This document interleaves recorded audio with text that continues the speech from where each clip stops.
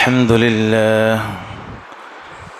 لله نحمده ونستعينه ونستغفره ونؤمن به ونتوكل عليه ونعوذ بالله من شرور أنفسنا ومن سيئات أعمالنا من يهد الله فلا مضل له ومن يضلله فلا هادي له ونشهد أن لا إله إلا الله وحده لا شريك له ونشهد أن محمدا عبده ورسوله الذي أرسله بالحق بشيرا ونذيرا وداعيا إلى الله بإذنه وسراجا منيرا فقد قال الله تعالى في كلامه المجيد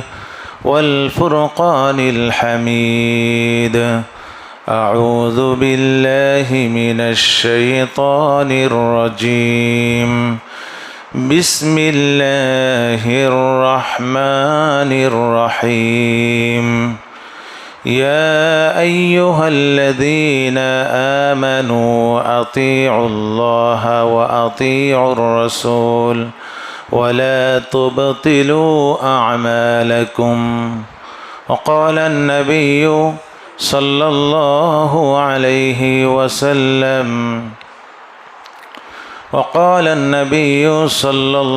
عليه وسلم عليكم بسنتي وسنة الخلفاء الراشدين المهديين أو كما قال عليه الصلاة والسلام صدق الله العظيم وصدق رسوله النبي الكريم ونحن على ذلك من الشاهدين والشاكرين والحمد لله رب العالمين درود شريف পড়ি اللهم صل على محمد وعلى آل محمد كما صليت على إبراهيم وعلى آل إبراهيم إنك حميد مجيد اللهم بارك على محمد وعلى آل محمد كما باركت على إبراهيم وعلى آل إبراهيم إنك حميد مجيد بلغ العلا بكماله كشف الدجى بجماله حسنت جميع خصاله صلوا عليه وآله সম্মানিত মুআজ্জাজ মুহতারাম মহান রব্বুল আলামিনের প্রতি লাখ কোটি শুকরিয়া যে আল্লাহ তাআলা আমাদেরকে আইয়ামুত তাশরিক আইয়ামুন নাহর অর্জন করার তৌফিক দান করেছেন এবং এই বরকতময় গুরুত্বপূর্ণ এই দিনের মধ্যে আবার এই জুমার দিন অতি গুরুত্বপূর্ণ দিনে তার ঘরে এসে দিনই কিছু কথা শোনার সুযোগ দান করেছেন আলহামদুলিল্লাহ। মায়েরা আমার, আজকের দিনটি যেরকম আমাদের জন্য আনন্দদায়ক, খুব আনন্দের দিন, কেননা ঈদের দিন এই 4 দিন তো ভোগ করতে হয়। আইয়াম আকলিন ওয়া শুরবিন, নবীজি বলেছেন যে এই 4 দিন শুধু খাও আর পান করো, আর শুধু ফরজ বিধানগুলো আমার সুন্নতগুলো একটু পালন করবো, আর কিচ্ছু অফিস টফিস সব বন্ধ।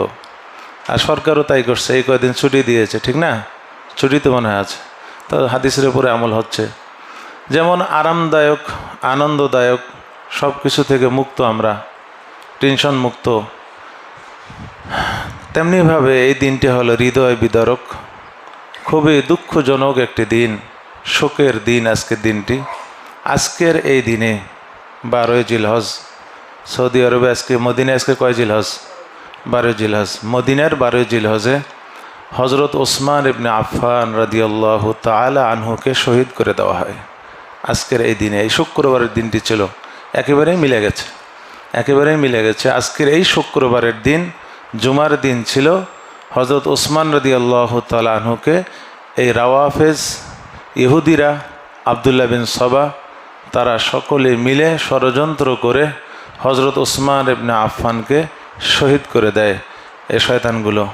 অথচ হজরত ওসমান ইবনে আফফান রাদিয়াল্লাহু তাআলা আনহু ছিলেন আশারায়ে মুবাশশার একজন, জান্নাতের সার্টিফিকেট পেয়েছেন। কার মুখে? নবীজির পবিত্র মুখে। এটা জয়ীফ হাদিস দ্বারা, মওযু হাদিস দ্বারা, একেবারেই পরিষ্কার সহিহ রিওয়ায়াত দ্বারা, অসংখ্য রিওয়ায়াত তার ব্যাপারে বর্ণিত হয়েছে, তিনি হলেন জান্নাতি, এর পরিষ্কার এসেছে। এবং হজরত ওসমানকে নবীজি তার নিজের দুই মেয়েকে হজরত ওসমানকে দিয়েছেন। এত সহজে কারো মেয়েকে একজনের হাতে তুলে দেয়, এত সহজ? অনেক কঠিন বিষয়। এই জিনিসগুলো আমাদের পর্যবেক্ষণ করলে আমরা বুঝতে পারি হজরত ওসমানের জান্নাতি হওয়ার ব্যাপারে কোনো সন্দেহ নেই, সন্দেহ ছিল না। হজরত ওসমান রাদিয়াল্লাহু তাআলা আনহুর ইতিহাস আমরা কম বেশ সকলে জানি। নবীজির দুই মেয়ে, একজন ছিলেন হজরত রুকাইয়া, আর একজন ছিলেন হজরত উম্মু কুলসুম। দুইজনকে তিনি বিয়ে করেছিলেন। কিভাবে? নবীজি সাল্লাল্লাহু আলাইহি ওয়াসাল্লাম প্রথমে রুকাইয়ার বিয়ে দিয়েছিলেন আবুল আহাবের ছেলের সঙ্গে। আবুল আহাব ছিল নবীজির সৎ চাচা। সৎ চাচা অর্থ আব্দুল মুত্তালিব হলো নবীজির দাদা। আব্দুল মুত্তালিবের একাধিক স্ত্রী ছিল। এক স্ত্রী থেকে জন্ম নেয় আবদুল্লাহ আর জুবাইর, দুই ভাই। আর এক স্ত্রী থেকে জন্ম নেয় আবুল আহাব আর অন্যান্য ভাইরা। আর এক স্ত্রী থেকে এইভাবে 10 ভাই জন্মগ্রহণ করেন আবদুল্লাহরা। তো এই আবুল আহাব ছিল আব্দুল মুত্তালিবের আর এক স্ত্রীর গর্ভে। তা নবীজির চাচা, দাদা শরিক চাচা। কি চাচা ছিলেন? দাদা শরিক চাচা ছিলেন। আবুল আহাব যেহেতু চাচা তো ভাই, দেখতে শুনতে ভদ্রই ছিল। নবীজি উতবার সঙ্গে বিবাহ দিলেন। তো নবুয়তের আগের কথা, নবুয়ত পাওয়ার আগের কথা। বিভিন্ন রিওয়ায়াতে বিভিন্ন বিষয় আসছে এখানে। তো উতবার সঙ্গে বিবাহ দেন রুকাইয়াকে। আর তার আরেক ভাইয়ের নাম ছিল ওতাইবা। উতবা আর ওতাইবা, উতবার সঙ্গে বিবাহ দেন রুকাইয়াকে। আর ওতাইবা বিন আবি লাহাব আরেক ভাই, তার সাথে বিবাহ দেন উম্মে কুলসুমকে। দুই বোনকে দুই ভাইয়ের সঙ্গে বিবাহ দিয়ে দেন। কিন্তু এখনও উঠে নেয় নেই, অল্প বয়স ছিল, আরও কোনো কারণে যায় নাই, এখনও শ্বশুরবাড়িতে এখনও যায় নাই। এর মধ্যেই এই নবীজি সাল্লাল্লাহু আলাইহি ওয়াসাল্লামকে নবুয়ত দেওয়া হলো। ও আনজির আশিরাতাকাল আকরাবিন আয়াত নাজিল হলো। আপনার নিজের আপনজনদেরকে আগে বেশি আপনি ইসলামের দাওয়াত দেন, বেশি জাহান্নামের ভয় দেখান। নবীজি সাল্লাল্লাহু আলাইহি ওয়াসাল্লাম সাফা পাহাড়ে দাঁড়িয়ে ডাকলেন, হে কুরাইশরা, কে কোথায় আসো, তাড়াতাড়ি আসো, একটা সংবাদ রয়েছে। আবুল আহাব সহ সকলে চলে আসলো। নবীজি যখন ঘোষণা করলেন, যে তোমরা কি মনে করো আমি যদি বলি এই যে সাফা পাহাড়ের পেছনে শত্রুরা হাতিয়ার নিয়ে আছে, অস্ত্র নিয়ে তোমাদের উপর আক্রমণ এই মুহূর্তে করতে পারে, এইটা যদি আমি বলি তোমরা কি আমাকে বিশ্বাস করবা? তা আবুল আহাব সহ সকলে বললো যে অবশ্যই বিশ্বাস করবো, তুমি কখনো মিথ্যা কথা বলো নাই, তোমার মুখ থেকে কখনো মিথ্যা কথা শুনিনি, যদি এটা বলো তাহলে এইটাই সত্য। তখন নবীজি কি বলেছিলেন যে এর চেয়ে ভয়ঙ্কর খবর তোমাদেরকে দিই, সেটা হলো তোমরা যদি এক আল্লাহর উপর বিশ্বাস না নাও, আমি আল্লাহ রাসূল এর উপর বিশ্বাস না করো, এর চেয়েও ভয়াবহতার শাস্তি তোমাদের জন্য অবধারিত, অপেক্ষা করতেছে। তখন আবুল আহাব রেগে গেল, যেগুলি কী সব বাকি কথা কও, নগদ কথা বাদ দিয়ে সব বাকি, কিয়ামতের দিন মরার পরে আলিহাদা জামাআতে না, এই জন্য তুমি আমাদের কাজকর্ম রেখে রাখছো, তাব্বান লাক, তো ধ্বংস হও মোহাম্মদ। এই যে একটা কি শুরু করে দিল, সে একটা প্রথমে সে পুরো মজমাকে সে পরিবর্তন করে দিল আবুল আহাব। তো একটা বাগানকে নষ্ট করার জন্য একটি কি পেঁচা হইলে যথেষ্ট, একটা পেঁচাই যথেষ্ট। তো এইরকমই ঘটেছে।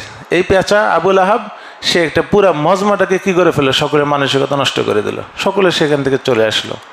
বাস সাথে সাথে আল্লাহ তাআলা সূরা নাজিল করলেন তাব্বাত ইয়াদা আবি লাহাব, আপনি ধ্বংস হবেন না, ওই শয়তান আবুল আহাবই ধ্বংস হবে। এবং তার স্ত্রী হাম্মালাতাল হাতাব, হ্যাঁ তো বাহির থেকে লাকড়ি কুড়ে আনে রান্না বান্না করে, সে তার তো কাজে হলে এরকম যে হাম্মালাতাল হাতাব, এই যে লাকড়ি কুড়া নিয়ে মহিলা উম্মে জামিল আবুল আহাবের ওয়াইফ স্ত্রী, সেটাও খারাপ, এটাও ধ্বংস হয়ে যাবে, এলে পুরা গোষ্ঠী এগুলো ধ্বংস হয়ে যাবে। আয়াত নাজিল করলেন পুরা তাব্বাত ইয়াদা আবি লাহাব।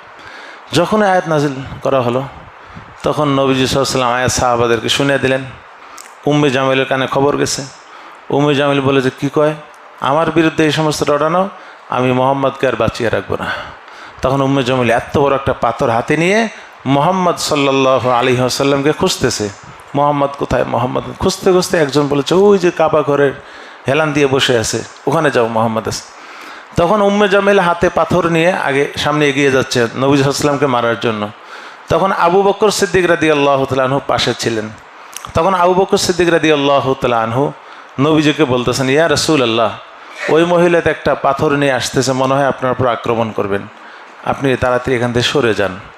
নবীজি সাল্লাল্লাহু আলাইহি ওয়াসাল্লাম বললেন, সে আমাকে দেখতেই পাবে না, সে আমাকে দেখতেই পাবে না। আল্লাহর রহমতের সামনে কি দেওয়া হবে, একটা পর্দা টেনে দেওয়া হবে। উম্মে জামিল সামনে আসলো, নবীজি পাশে বসা আবু বকরের।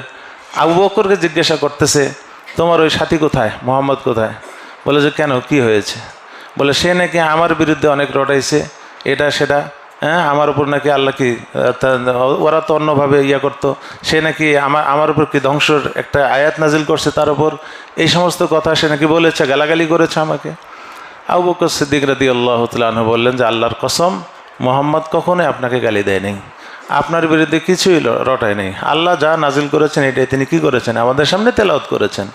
বলে আমি সামনে পাইলে ওকে রাখতাম না দুনিয়ায়। পাশে কে ছিলেন? নবীজি সাল্লাল্লাহু আলাইহি ওয়াসাল্লাম বসা, দেখতে পাইনি। এটা হলো নবীজির মুজিজা একটি। সে চলে গেল, যাওয়ার পরে ছেলেদের উপর অ্যাকশন, যে তোমরা এই মুহূর্তে মোহাম্মদের 2 মেয়েকে তালাক দিয়ে দাও। আবুল আহাবও একমত, তার 2 মেয়েকে এখনই তালাক দিয়ে দাও। তালাক যদি না দাও তাহলে তোমরা আমার জন্য হারাম, তোমাদের সামনে আমাকে দেখতে পাবে না, আমি তোমাদের সামনে আর আসবো না, তোমরা তাকে তালাক। আরও বিভিন্ন হুমকি ধমকি দিয়েছে। ছেলেরা নিরুপায় হয়ে তখন 2 জনকে তালাক দিয়ে দেয়। বাস, তালাক দেওয়ার পরে এবার উতাইবা ছিল একটু উগ্রপন্থী, চরমপন্থী। উতাইবা ক্ষিপ্র মেজাজের, সে সাথে সাথে চলে আসছে নবীজির বাসায়। এসে নবীজি সাল্লাল্লাহু আলাইহি ওয়াসাল্লাম, হযরত আয়েশাও পাশে ছিলেন, আয়েশা না, হযরত খাদিজার পাশে, বাসায় নবীজি সাল্লাল্লাহু আলাইহি ওয়াসাল্লামকে সামনে পেলেন। বললেন যে আপনার মেয়েকে আমি কি দিয়েছি, তালাক দিয়েছি। এই কথা বলে আরও নবীজি সাল্লাল্লাহু আলাইহি ওয়াসাল্লাম গালাগালি করলেন এবং নবীজির কলার ধরে টান দিয়ে কলার ছিঁড়ে ফেলেছেন। তখন নবীজি সাল্লাল্লাহু আলাইহি ওয়াসাল্লাম বললেন, আল্লাহুম্মা সাল্লিত আলাইহি কালবাম মিন কিলাবিক, আল্লাহ আপনার যে কোনো একটা হিংস্র কুকুর, হিংস্র একটা প্রাণী, কোনো একটা কুকুর তার উপর আপনি লেলিয়ে দেন। বাস এতটুকু আল্লাহ নবী তার জন্য বদ্ধ করেছিলেন। কিছুদিন পর ওতাইবা তার বাবার টাকা নিয়ে শাম দেশে যাচ্ছে ভ্রমণে, ব্যবসা করার জন্য। তা আবুল আহাব বলছে, তুমি তো আমার ছেলে, তুমি একাই কেন যাবে, তোমার সাথে আমি আরও কে লোকজন দেই, জনবল দেই, কারণ সে টাকাওয়ালা ছিল। তখন ওতাইবা বলে যে হ্যাঁ দিলে ভালো হয়, কেননা মোহাম্মদ আমার জন্য কি করেছে, বদদোয়া করেছে, এর কথা তো কখনো মিথ্যা হয় না। বিদায় আমার সঙ্গে কিছু লোক দাও, তারা যেন আমাকে পাহারা দেয়, আমার উপর কেউ যেন কোনো ক্ষতি করতে না পারে। মোহাম্মদের এই বদদোয়া যে মিথ্যা, এইটা আমি কি করবো, এসে প্রমাণ করাবো। তা আবুল আহাব আরও তার সাথে জনবল দিল, অনেক ব্যবসায়ীর সাথে হয়ে একসাথে যাচ্ছে, বিশাল বড় কাফেলা যাচ্ছে। পথিমধ্যে একটি মরুভূমিতে, কোনো রাতে আসছে একটি জঙ্গলে রাত্রি যাপন করতে হবে। রাত হয়ে গেল, রাত হলে ঘুমাতে হবে মাল সামানা রেখে। ওতাইবা ঘুমিয়ে যাওয়ার আগে সবাইকে বলল যে ভাই, আমি আপনাদের মাঝখানে ঘুমাবো, আপনারা চতুর্দিকে ঘুমাবেন, আমাকে যেন কোনোভাবেই কেউ আক্রমণ করতে না পারে, কোনো নেকড়ে, কোনো বাঘ, কোনো কুকুর, কোনো হিংস্র প্রাণী যেন আমাকে খুঁজে যেন না পায়, মোহাম্মদের এই বদ্ধ যেন মিথ্যা প্রতিপন্ন হয়। তো সবাই তো ছিল কাফের, বলে যে ঠিক আছে, আপনি টেনশন করিয়েন না, আমরা আপনাকে মাঝখানে রাখতেছি। তাকে মাঝখানে রেখে চতুর্দিকে সবাই ঘুমিয়ে গেল। গভীর রাত্রে আল্লাহ তাআলার একটি নেকড়ে একটি বাঘ পাঠিয়েছে, আসাদ শব্দ আসছে, মানে সিংহ। সে এসে সকলের পায়ে বা কারো মাথায় এর কী করতেছে, শুঙে দেখতেছে যে আসলে কী ঘেরান। শুংতে পেয়ে গেছে কাকে, ওই যে ডগ স্কোয়ার আছে না, যেভাবে সঙ্গে কি আসামি শনাক্ত করে, আল্লাহ তাআলা তার ঘেরানটা ওই বাঘের নাকে দিয়ে দিয়েছে। ঘেরান নিয়ে মাঝখানে গিয়ে ওকে পেয়েছে, সাথে সাথে তাকে ধরে বের করে এনে পুরা সিনা কী করে একবারে ফাটিয়ে মাঝখান থেকে তার কলিজে বের করে খেয়ে ফেলেছে। নাউযুবিল্লাহি মিন যালিক। আল্লাহ তাআলা আমাদেরকে হেফাজত করে এই সকল শয়তানি থেকে। এই হলো এই শয়তানের শেষ পরিণতি। সে এখানে মারা যায়। কে মারা যায়? ওতাইবা যখন মারা যায়, শেষ ঘটনা। আমি এদিকে আবার ফিরে আসি। এই হলো নবীজির বদদোয়ার প্রতিফল। আমি বললাম হযরত ওসমান রাদিয়াল্লাহু তাআলা আনহু তিনি ততক্ষণে মুসলমান হয়েছেন। ইসলাম গ্রহণ কেমনে করলেন? হজরত আবু বকর সিদ্দিক রাদিয়াল্লাহু তাআলা আনহুর সঙ্গে ওসমানের একটা ভালো সম্পর্ক ছিল। তার সম্পর্ক ভালো থাকতে থাকতে হঠাৎ একদিন বলতেছে যে, ওসমান তাব্বান লাক, অর্থাৎ ওই হাক, আফসোস তোমার জন্য। তুমি এত বড় একজন জ্ঞানী মানুষ, এত বড় বুদ্ধিমান মানুষ, তুমি কিসের এগুলো মূর্তি পূজা করো যেগুলো না কথা বলতে পারে, না কোনো ক্ষতি করতে পারে, না কোনো উপকার করতে পারে? এটা তো পাগলে এই কাজ করবে না। তুমি একটা আকলমান জ্ঞানী মানুষ, বুদ্ধিমান মানুষ, এই মূর্তির তুমি পূজা করো। ফিরে আসো, তুমি তোমার জ্ঞানকে তুমি কাজে লাগাও, তুমি এক আল্লাহর উপর বিশ্বাসী হও। এরকম বিভিন্ন যখন নসিহত করলেন, তখন হজরত ওসমান একটু হালকা নরম নরম ভাব মনে হচ্ছিল আবু বকরের। সাথে সাথে ওসমানকে ধরে নবীজির দরবারে নিয়ে গেছেন। হাদিসে আসছে, নবীর সামনে যখন গেছেন, নবীজি সাল্লাল্লাহু আলাইহি ওয়াসাল্লামের সামনে এসে ওসমান বসেছেন। নবীজি সাল্লাল্লাহু আলাইহি ওয়াসাল্লাম বললেন, ইয়া ওসমান, হে ওসমান, আজিব দাঈয়াল্লাহি ইলাল জান্নাহ, জান্নাতের প্রতি যে আল্লাহর আহ্বান করে তার কথা সাড়া দাও। শুধু এতটুকু বলেছেন, আজিব দাঈয়াল্লাহি ইলাল জান্নাহ। যখন এই কথা বলেছেন, কিতাবে আসছে হজরত ওসমান সাথে সাথে কান্না আরম্ভ করছেন, চোখে পানি ঝরঝরকে পড়তেছে। পড়তে পড়তে নবীজির হাত ধরে সাথে সাথে শাহাদত, কালেমা শাহাদত পড়লেন, ইসলাম গ্রহণ করলেন। আশহাদু আল্লা ইলাহা ইল্লাল্লাহ ওয়া আশহাদু আন্না মুহাম্মাদার রাসূলুল্লাহ। তিনি শাহাদত, কালেমা শাহাদত পড়লেন। হজরত ওসমান রাদিয়াল্লাহু তাআলা আনহু যখন শুনলেন যে নবীজির 2 মেয়েকে তালাক দেওয়া হয়েছে এবং ওই 2 মেয়ে তাদের বাড়ি এখনও যায়নি, তাদের সংসারই হয়নি, তখন হজরত ওসমান রাদিয়াল্লাহু তাআলা আনহু নবীজি সাল্লাল্লাহু আলাইহি ওয়াসাল্লামকে প্রস্তাব দিলেন, ইয়া রাসূলুল্লাহ, আমি আপনার এক মেয়েকে বিয়ে করতে চাই। তখন নবীজি সাল্লাল্লাহু আলাইহি ওয়াসাল্লাম সাথে সাথে গ্রহণ করলেন। গ্রহণ করে নবীজি সাল্লাল্লাহু আলাইহি ওয়াসাল্লামের যে কন্যা ছিলেন রুকাইয়ার সঙ্গে তাকে বিবাহ দিলেন। বিবাহ হওয়ার পরে তাকে নিয়ে তিনি হাবশা সফর করেছেন, হিজরত করেছেন, মদিনায় গেছেন হিজরতে। অনেক লম্বা ঘটনা, আমি শুধু মাঝখানে হালকা আপনার টাচ দিচ্ছি। এরপরে হজরত ওসমান রাদিয়াল্লাহু তাআলা আনহু বদরের বছর, 2য় বর্ষে যখন বদরের যুদ্ধ হয়, বদরের সাহাবারা যখন যাচ্ছেন, হজরত ওসমান রাদিয়াল্লাহু তাআলা আনহু নবীজিকে বললেন, ইয়া রাসূলুল্লাহ, আপনার মেয়ে তো অত্যন্ত অসুস্থ, খুবই অসুস্থ, জটিল রোগে আক্রান্ত, আমি এই মুহূর্তে কি করতে পারি? নবীজি সাল্লাল্লাহু আলাইহি ওয়াসাল্লাম বললেন, ওসমান, তোমার বদরের যুদ্ধে যাওয়ার কোনো দরকার নেই, তুমি আমার মেয়ের কি করো? সেবা করো।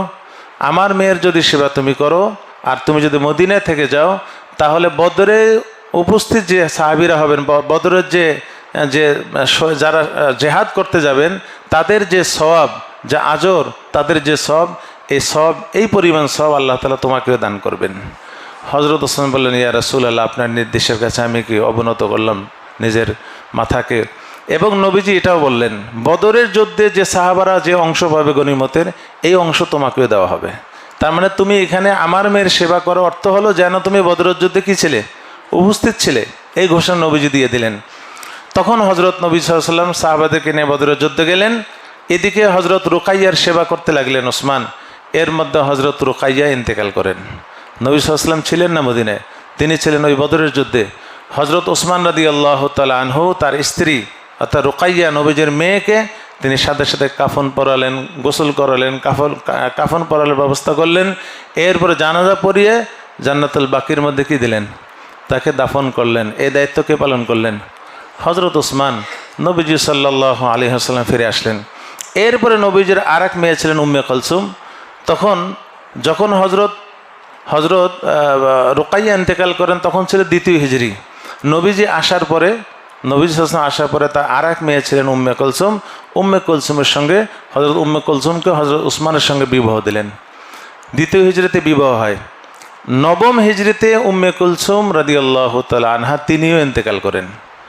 9ম হিজরিতে নবীজি সাল্লাল্লাহু আলাইহি ওয়াসাল্লাম ওসমানকে বললেন, লাউ কানাত ইনদি আসালিসা, ওসমান শোনো, আমার যদি 3য় মেয়ে থাকতো, তাহলে লাজাওয়াজতুকা ইয়াহা, তাহলে আমি তোমার সঙ্গে ওই 3য় মেয়েটাকে বিয়ে দিতাম, 3য় মেয়েকে তোমার সঙ্গে বিবাহ দিতাম। এমন একজন ব্যক্তিকে ছিলেন হজরত ওসমান রাদিয়াল্লাহু তাআলা আনহু। ওসমান রাদিয়াল্লাহু তাআলা আনহু, তার খেলাফত অনেক লম্বা ঘটনা। বীরের উমা, মদিনা যারা গিয়েছেন, বীরের উমার বিশাল বড় ইতিহাস। ইহুদি পানি খেতে দেবে না মুসলমানদেরকে, মুহাজিররা মহা কষ্টে পড়ে গেল, পানি আনতে দেবে না। হজরত ওসমান সেটা কৌশলে ক্রয় করলেন যে অর্ধেক আমার কাছে বিক্রি করো, একদিন আমি পানি খাবো, একদিন তুমি খাবে। হজরত ওসমানের কাছে অর্ধেক কূপ বিক্রি করলো।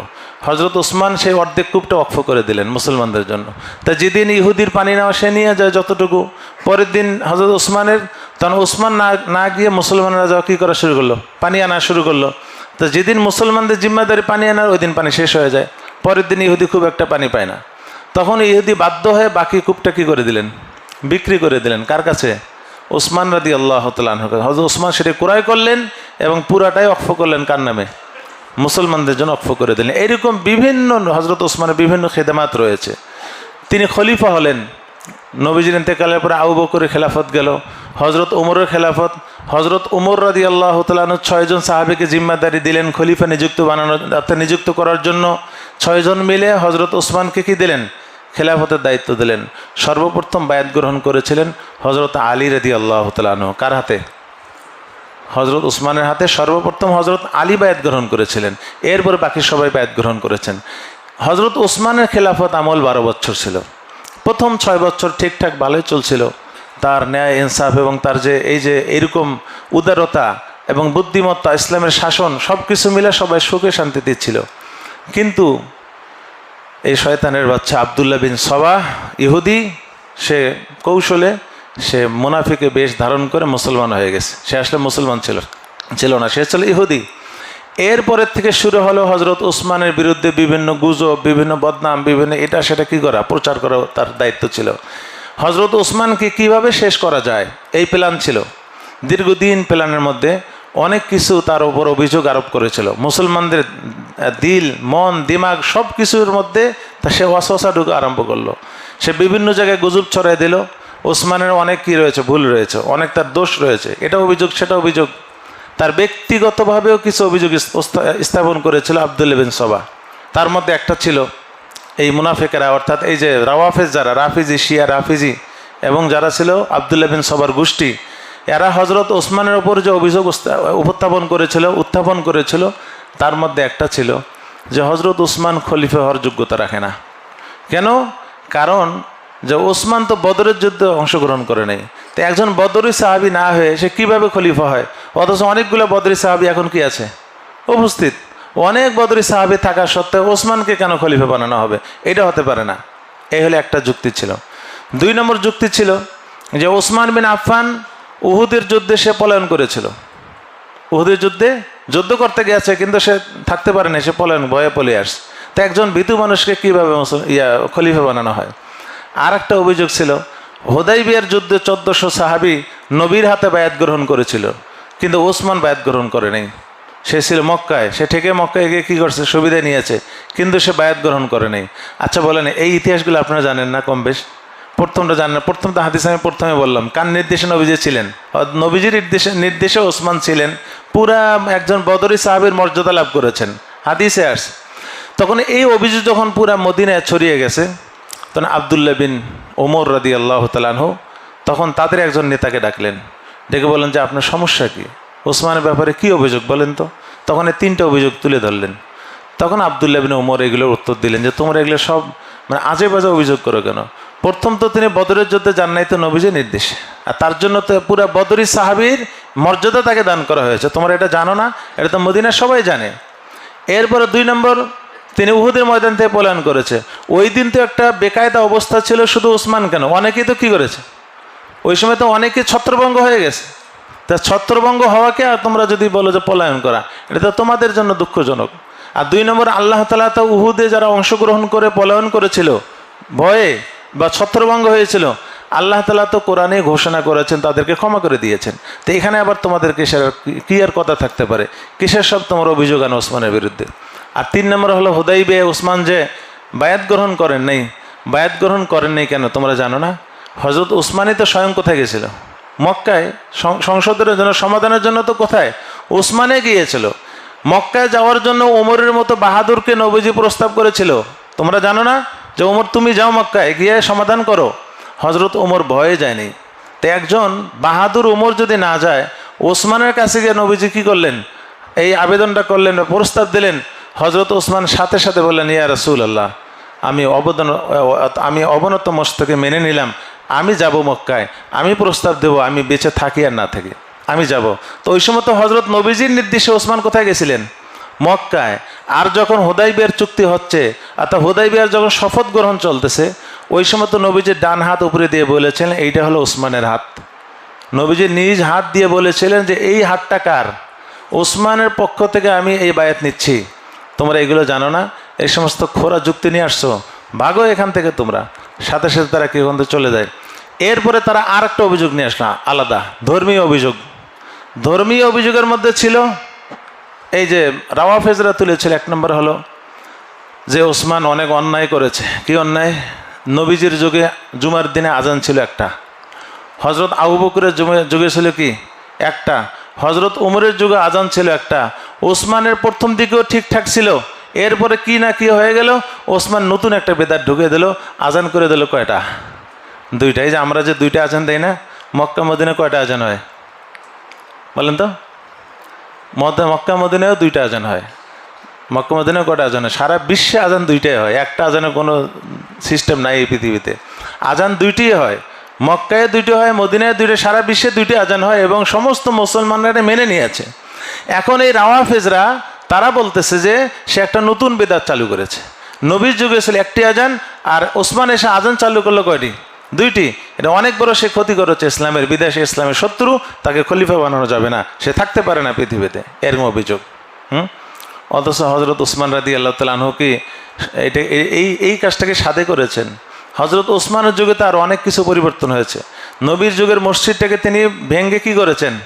বড় করেছেন না, পুরো একবারে পাকা পাকা পাকা মসজিদ করেছেন। নবীর যুগে তো ছিল কি ছাপড়ি, হ্যাঁ, আপনার যে কিসের বাকল, খেজুরের বাকল, খেজুরের পাতা, এইগুলি দিয়ে কাঁচা ছিল। হজরত ওসমান রাদিয়াল্লাহু তাআলা আনহু পুরো মসজিদ ভেঙ্গে চতুর্দিকে পাকা বানিয়ে দিয়েছেন, পাকা পাকা করেছেন, দেয়াল দিয়েছেন এবং বড় করেছেন। বর্তমান যে মসজিদ, নবীজির যে মসজিদের মূল মসজিদের এরিয়া, এটা হজরত ওসমান অতিরিক্ত বাড়িয়েছিলেন। তখন ওই সময়ও এই ইহুদিরা কি করেছিল? তার একটা গুজব রটেছিল যে ওসমান সে গনিমতের মাল, এটা গরিবের হক, আর বাইতুল মালের টাকা এটা গনিমতের, অর্থাৎ এটা হলো গরিবের, এই গরিবের টাকা দিয়ে সে মসজিদ কি করতেছে? নির্মাণ করতেছে, আর পাকা করতেছে। এটা চরম অন্যায় করতেছে ওসমান। হজরত ওসমানের কানে গেলে হজরত ওসমান রাদিয়াল্লাহু তাআলা আনহু তখন সাথে সাথে সবাইকে ডাকলেন, মদিনাবাসীকে ডেকে খুতবা দিয়ে বলতেছেন যে তোমরা হয়তো অনেকে এরকম ভাবতেছো যে মসজিদ নববী যে আমি ভেঙ্গে পাকা বানাচ্ছি, তোমরা হয়তো ভাবতেছো যে এটা আমি বাইতুল মাল থেকে করতেছি, কিন্তু জেনে রাখো এক পয়সা বাইতুল মালের নয়, সব টাকা আমার ওসমানের পকেট থেকে আমি কি করতেছি? খরচ করতেছি। আমার নিজস্ব পকেট থেকে, নিজস্ব টাকা থেকে মসজিদ নববীকে আমি কি করতেছি? পুনর্নির্মাণ করতেছি। আর আমি কেন করতেছি জানো? কারণ হলো আমি স্বয়ং নবীজির কান, অর্থাৎ নবীজির মুখ থেকে আমি নিজ কানে আমি শুনেছি, নবীজি সাল্লাল্লাহু আলাইহি ওয়াসাল্লাম বলেছিলেন, মান বানা মসজিদান লিল্লাহি তাআলা বানাল্লাহু লাহু বাইতান ফিল জান্নাহ। যে ব্যক্তি আল্লাহর হস্তে, আল্লাহকে খুশি করার জন্য একটি মসজিদ নির্মাণ করবে, জান্নাতেও আল্লাহ তাআলা তার জন্য একটি কি দেবেন? একটি ঘর, আল্লাহর মানের শান অনুযায়ী একটি ঘর বানিয়ে দেবেন। এই জন্য তো আমি এটা মসজিদ নির্মাণ করতেছি, এক পয়সাও বাইতুল মালের নয়। বিদায় তোমাদের কানে যে গুজবগুলো গিয়েছে এগুলো সব মিথ্যা। তখন থেমে যায় মদিনাবাসীরা। তো এই গুজবটা কিন্তু আবার চালু করছে। সে গুজবটা কি? যে আজান দুইটা করেছে উনি। আজান ছিল একটি, ওসমান করছে কয়টি? দুইটি। হজরত ওসমান রাদিয়াল্লাহু তাআলা আনহু দুইটি আজান করেছেন। এই বিষয়গুলো ছিল প্রয়োজনের খাতিরে। আর নবীজি সাল্লাল্লাহু আলাইহি ওয়াসাল্লাম তো বলেছেন, আমি যে হাদিসটি যে পাঠ করেছিলাম খুতবায়, আলাইকুম বিসুন্নতি ও সুন্নাতিল খুলাফা ইর রাশিদিন। নবীজি বলেছেন আমার সুন্নত ধরবা, আমি যেটা বলি, যা যা বলে গেছে এটা ধরবে। খোলাফায়ে রাশিদিন তারা যে সুন্নত চালু করে যাবে, যে নিয়ম চালু করবে, সেটাও তোমরা ধরে রাখবে, সেটাও তোমরা গ্রহণ করবে, সেটার উপর আমল করবে। তাহলে হজরত ওসমান রাদিয়াল্লাহু তাআলা খোলাফায়ে রাশিদিনদের থেকে ছিলেন না? ছিলেন। বিদায় এই যুক্তিগুলো ছিল তাদের একেবারে অযৌক্তিক কথা। আর হজরত ওসমানের এটা যদি বানানো দ্বিতীয় আজান তিনি চালু করলেন, এটা যদি বেদাতে হতো, সারা পৃথিবীতে আজকে চলতো? কখনোই চলতো না। এই জন্য এটাও ছিল সুন্নত। এরপর আর একটা অভিযোগ তারা কি করলেন? গুজব ছড়ালো হজরত ওসমানের বিরুদ্ধে। সেটা হলো এই যে হজরত ওসমান তিনি একটি কি অন্যায় কাজ করেছেন। কি করেছেন? বলে নবীজি সাল্লাল্লাহু আলাইহি ওয়াসাল্লাম হজের মৌসুমে তিনি কসর নামাজ পড়তেন। 4 রাকাত নামাজগুলো কয় রাকাত পড়তেন? 2 রাকাত পড়তেন। হজরত আবু বকরও 2 রাকাত পড়তেন, হজরত ওমরও 2 রাকাত পড়তেন। সব ঠিকঠাক ছিল। ওসমানের প্রথম কয়েক বছর ঠিকই ছিল, 2 রাকাতে পড়ছেন। ইদানিং কেন জানি হজরত ওসমান এখন 4 রাকাত পড়ে, তাই এটা বেদাত না? এটা ব্যাপারটা বুঝেন। অর্থাৎ নবীজি 4 রাকাতের জায়গায় 2 রাকাত পড়ছেন, কসর পড়েছেন, আবু বকর কসর করেছেন, হজরত ওমর কসর করেছেন, কিন্তু ওসমান এসে এটা বেদাত চালু করছেন। সেটা কি? জহরের নামাজ 2 রাকাত যেখানে নবীজি পড়ছেন হজের মৌসুমে, হজরত ওসমান এসে 4 রাকাত পড়েন কেন? এটা তো কি অনেক বড় অন্যায়। এটা কি অনেক বড় অন্যায়। বিদায় ইসলামের মধ্যে তিনি কি করেছেন? নিজের মন মতো বিধান তিনি চালু করেছেন, বিদায় উনি খলিফা হওয়ার যোগ্যতা রাখে না। আচ্ছা বলুন, হজরত ওসমানকে জিজ্ঞাসা করা হয়েছিল যে হে আমিরুল মুমিনিন, আপনি এখানে 4 রাকাত কেন পড়েন? নবী যদি 2 রাকাত পড়তেন, কসর পড়তেন, আপনি কেন 4 রাকাত পড়েন? এটা নিয়ে কিন্তু এখনও দ্বন্দ্ব হয় না? হজরত যারা গেছেন এটা নিয়ে এখনও গ্যাঞ্জাম চলে, এখনও চলে।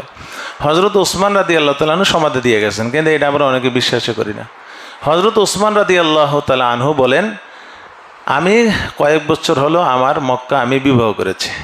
মক্কায় তার শ্বশুরালয় বাসা করেছেন, ওখানে তার স্ত্রী থাকেন। উনি বলে যে আমি 1 মাস আগে চলে আসি মক্কায়। যখন 1 মাস আগে আসি তা আমি তো মুকিম হয়ে যাই। কি হয়ে যাই? মুকিম। আর মুকিমের জন্য তো কি নাই? কোনো কসর নেই। তা এই জন্য আমি এখান থেকে শ্বশুরালয় মক্কা থেকে আমি কোথায় চলে আসি? আরাফায় আসি, মিনায় আসি, মুজদালিফায় আসি, মক্কায় আমি নামাজ পড়ি। তা আমি বলো আমি কি হব? তা আমি তো মুকিম। তা মুকিম তো 4 রাকাতই পড়বে। আর নবীজি সাল্লাল্লাহু আলাইহি ওয়াসাল্লাম তো মুসাফির ছিলেন। নবীজি হজ্জাতুল বিদায় আসছেন কয়দিন ছিলেন? 15 দিন ছিলেন না, অল্প কয়দিন ছিলেন। তিনি তার কাজ শেষে কোথায় চলে গেছেন? মদিনায়। এরপরে আসুন হজরত আবু বকর, একই নিয়ম, তিনি মুসাফির ছিলেন। হজরত ওমর, তিনি মুসাফির ছিলেন। কিন্তু আমিও তো শুরুর দিকে মুসাফিরই ছিলাম, আমিও তো কসর করেছি। এখন তো আমার এখানে বাসা আছে, আমি 1 মাস আগে থাকি এখানে, তারপর আমি হজের কাজগুলো সারি। তাহলে আমি কেমনে আমি কসর করব? এই জন্য আমি কসর করি না। আমি কি করি? আমি ইতমাম করি, 4 রাকাত পড়ি। কিন্তু এই রাওয়াফেজ গোষ্ঠীরা এইটাকে তারা একটা পুঁজি বানিয়ে তার প্রচার করেছিল, অপপ্রচার করেছিল যে নবীজির আমলের বিরুদ্ধে কাজ করছে কে? ওসমান। তো এই 2টা অভিযোগ। 3 নম্বর অভিযোগ তারা দিয়েছিল হজরত ওসমানের বিরুদ্ধে, সেটা হলো কোরআনকে সামনে নিয়ে। কোরআন হলো মানুষের কলিজার টুকরা, প্রিয়, সবচেয়ে প্রিয়। এই কোরআনে এবার তারা হাত দিয়েছে। তারা বলে যে ওসমান কোরআনকে, এই যে নবীজির যুগে যে 7 ভাষায় কোরআন নাজিল হয়েছিল, হজরত আবু বকরের যুগেও ছিল, ওমরের যুগেও ছিল, হজরত ওসমান এসে কী করেছে? এটাকে 7 ভাষার কোরআন সবগুলোকে একত্রিত করে শুধু একটা কোরআন রেখে, একটা মুসাফ রেখে, বাকি 6টাকে এক জায়গায় স্তূপ করে আগুন লাগিয়ে পুড়িয়ে দিছে। চরম অন্যায় করেছে। হজরত ওসমান শুধু একটি মুসাফকে রেখে বাকি অন্য যে বর্ণিত যে কি ভাষাগুলো আছে এগুলোকে আগুন জ্বালিয়ে তিনি পুড়িয়ে দিয়েছিলেন। বিদায় এটা চরম অন্যায় করেছেন, এই জন্য সে খলিফা হওয়ার যোগ্যতা রাখে না। তা আমরা জানি নবীজির ইন্তেকালের পরে হজরত আবু বকর সিদ্দিক রাদিয়াল্লাহু তাআলা আনহু তিনিও কোরআন সংকলনের কাজ করেছেন, আমরা সকলে জানি, এবং খুব জোরালোভাবে করেছেন। হজরত ওমরের যুগেও কোরআন সংকলনের কাজ চলেছিল।